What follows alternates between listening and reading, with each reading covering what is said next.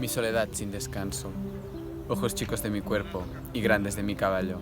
No se cierran por la noche, ni miran al otro lado, donde se aleja tranquilo un sueño de 13 barcos, sino que, limpios y duros, escuderos desvelados, mis ojos miran hacia un norte de metales y peñascos, donde mi cuerpo sin venas consulta naipes helados.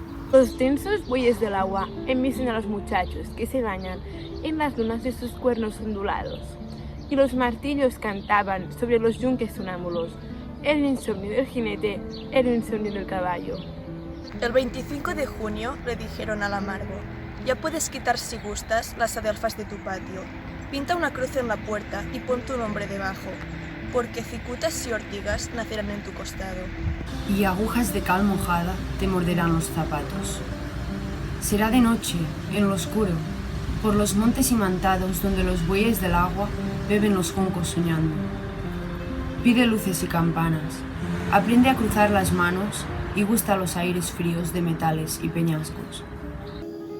Porque dentro de 2 meses yacerás amortajado.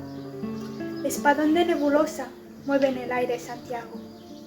Grave silencio de espalda manaba del cielo combado. El 25 de junio abrió sus ojos amargo.